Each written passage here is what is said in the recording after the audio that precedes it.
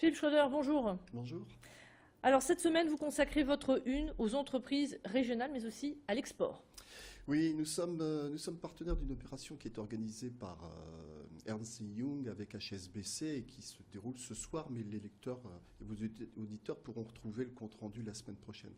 C'est un atelier qui a pour thème la croissance dans les pays émergents. Alors j'ai souhaité intervenir aujourd'hui sur l'export pour les entreprises. Cet atelier, on est partenaire de ces organisateurs, on est très souvent partenaire parce qu'il se déroule beaucoup de manifestations de ce genre en région Nord-Pas-de-Calais. Et à chaque fois, j'ai le sentiment que des entrepreneurs assistant à ces ateliers, ces conférences, ces tables rondes, découvrent, ou en tout cas sont ce que l'on appelle des primo-exportateurs. Et j'ai toujours eu le sentiment, et qui est corroboré par des chiffres, que l'export n'est pas encore inscrit dans les gènes, et c'est ce que les organisateurs de ces événements tentent de faire passer comme idée, parce que c'est très important l'export. Où se situe le Nord-Pas-de-Calais? Est-ce que nous sommes une région exportatrice? Alors, le Nord-Pas-de-Calais est la quatrième région exportatrice de France. Si on veut mesurer en volume, on est à 30 milliards d'euros pour nos exportations. On exporte des produits agroalimentaires, on connaît des grands noms, produits agroalimentaires, de l'acier, des produits qu'on classe dans la catégorie première transformation de l'acier, de l'automobile, sur Valenciennes par exemple, et puis du matériel électrique, voire de l'industrie textile et du secteur habillement. On a des grands noms de la vente dans cette région. Pour info, notre balance commerciale n'est pas vraiment très bonne. Pour une raison majeure, c'est qu'à l'inverse des exportations, 30 milliards d'euros, nous avons 40 milliards d'euros d'importation, mais dans ces 40 milliards d'euros, le secteur énergétique représente 10%.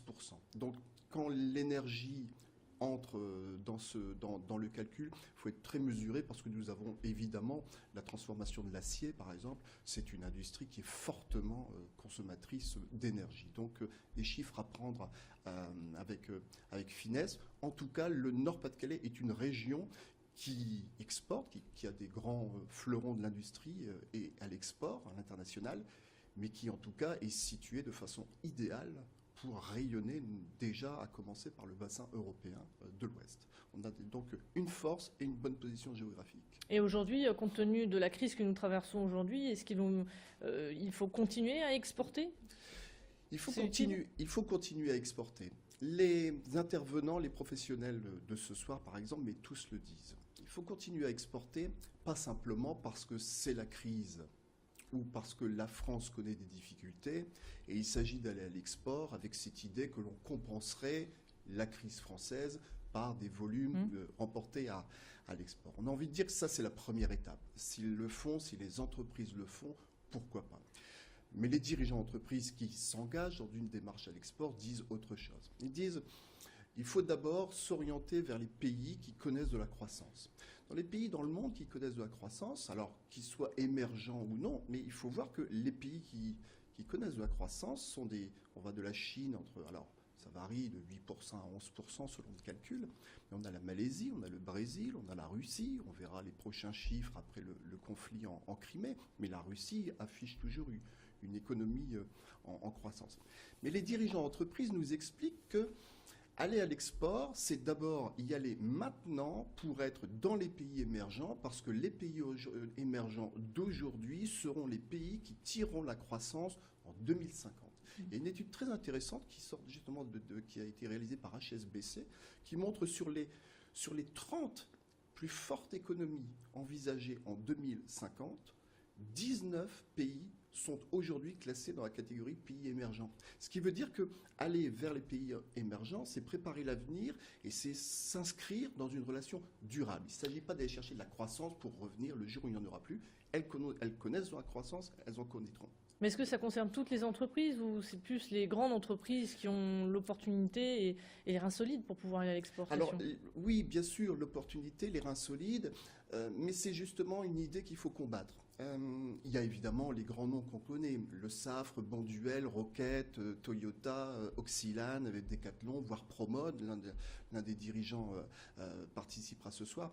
Bien sûr, les grands noms, les grands leaders mondiaux exportent. Il faudrait se demander aussi pourquoi sont-ils devenus des leaders mondiaux, justement parce qu'ils ont exporté avant les autres et parce que l'export à l'international s'est inscrit dans leur gène. Mais quand on fait une étude à l'échelle, régionale, et le métropole lilloise montre que la moyenne des entreprises, le profil de l'entreprise qui exporte, c'est une entreprise de 12 salariés qui réalise 2 millions de chiffres d'affaires annuels. Donc ça veut dire que l'export n'est pas réservé aux grands groupes. L'autre raison, c'est que il faut aller à l'export parce que les dispositifs d'accompagnement existent. Alors on a la conseil régionale, la chambre de commerce et d'industrie de région qui a fait un travail vraiment très très bon et qui permet aux entreprises de bénéficier d'un dispositif d'accompagnement à l'export qui est vraiment au point. La France, depuis quelques années, a décidé de vraiment réfléchir à l'export. Et puis l'autre raison, les dirigeants d'entreprise nous le disent, c'est que aller à l'export, oui, pour aller chercher du volume, mais parce que l'export, c'est aussi ce que l'on appelle une démarche structurante. L'export pour les entreprises, quelles que soient les activités, pour les entreprises, l'export, c'est une fin, bien sûr, mais c'est aussi un moyen. Les entreprises qui s'engagent dans une démarche à l'export sont obligées de réfléchir à leurs atouts, à leurs faiblesses, aux ressources humaines en interne. Moi, je cite toujours le cas d'un dirigeant d'entreprise qui devait aller en Pologne et qui se disait comment je vais faire pour aller en Pologne. Il s'est rapproché du dispositif mis en place et puis le dispositif mis en place, la CCI, lui a demandé de s'interroger sur les ressources disponibles en interne. Et puis il y avait une personne qui était d'origine polonaise, la région en connaît pas mal, qui a pu s'inscrire dans ce projet. Donc cette démarche à l'export, elle impacte toute l'entreprise.